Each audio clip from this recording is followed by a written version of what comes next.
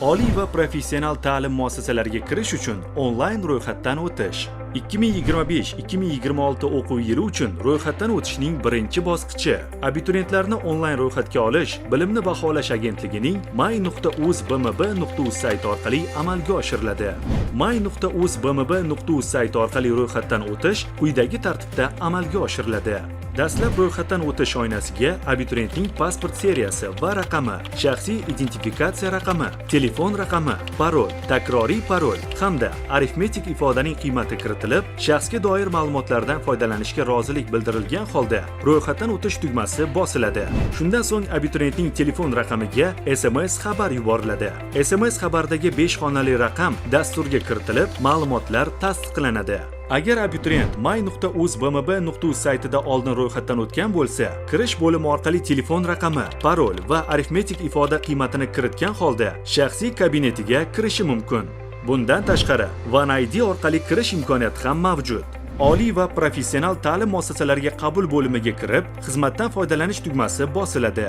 Abituriyentning doimiy yashash manzili Ichki ishlar vazirligining manzil axborot tizimidan olinadi. Agar abituriyentning doimiy yashash manzili avtomatik ravishda shakllanmasa, mazkur ma'lumotlar abituriyent tomonidan to'ldiriladi. Tugatgan ta'lim muassasasi oynasidan abituriyent tamomlagan ta'lim muassasasi joylashgan hudud, muassasasi turi va nomi hamda tugatgan yili tanlanib, hujjat seriyasi va raqami yoziladi. Agar abituriyentning tugatgan ta'lim muassasasi dasturda mavjud bo'lmasa, muassasa turidan boshqa o'quv yurti tanlanib, muassasa nomi yozma kiritiladi. Bunda joriy yil bitiruvchilari tugatgan ta'lim muassasasi bo'yicha ma'lumotlarni kiritmaydi. Ularning ma'lumotlari tegishli vazirlik va idoralardan real vaqt rejimida olinadi.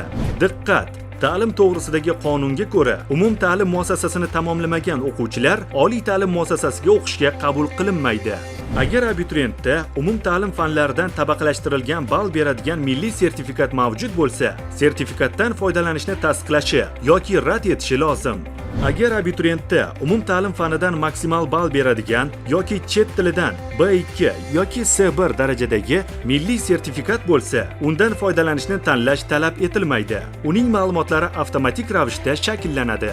Agar abituriyentda umum ta'lim fanidan yoki chet tilidan xalqaro sertifikat mavjud bo'lsa, xalqaro sertifikat bo'limiga kirib, sertifikat ma'lumotlari kiritiladi va sertifikat yuklanadi. Bunda xalqaro sertifikatlarni 20-iyunga qadar yuklash tavsiya etiladi.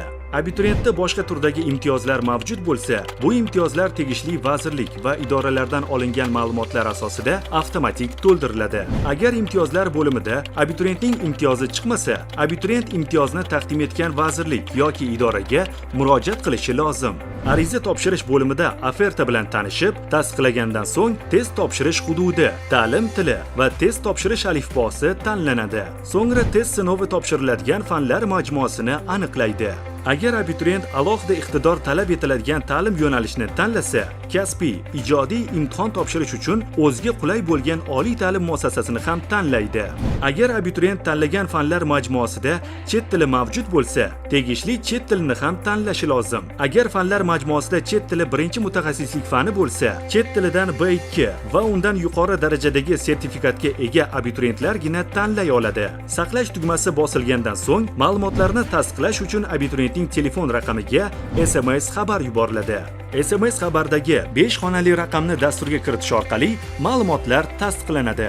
Ma'lumotlar tasdiqlanganidan so'ng abituriyent qayd varaqasi shakllanadi.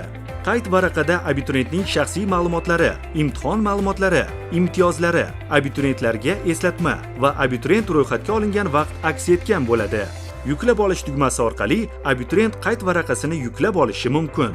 Abituriyentlar ro'yxatdan o'tish muddati tugagunga qadar o'z ma'lumotlarini o'zgartirishlari va qayd varaqasini qayta yuklab olishlari mumkin. Qayd varaqasida test sinovi uchun to'lovni amalga oshirishi kerak bo'lgan abituriyentlarga invoice hosil bo'ladi. To'lovni amalga oshirish bilan ro'yxatdan o'tishning birinchi bosqichi yakunlanadi. To'lovni Click, PayMe, UPay, Paynet kabi elektron to'lov tizimlari yoki bank kassalari orqali amalga oshirish mumkin. Bunda nogironligi bo'lgan shaxslar, to'liq davlat ta'minotidagi shaxslar, ijtimoiy himoya yagona reyestri axborot tizimida hamda kambag'al oilalar reyestri axborot modulida ro'yxatga olingan shaxslar va ularning farzandlari, yoshlar daftariga kiritilgan yoshlar va ta'lim muassasalarini joriy yilda tugatgan abituriyentlardan to'lov undirilmaydi.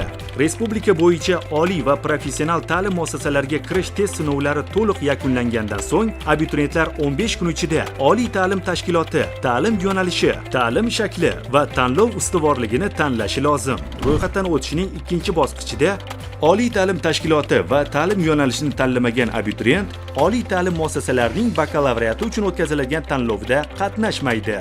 Sizga test sinovlarida muvaffaqiyat tilaymiz.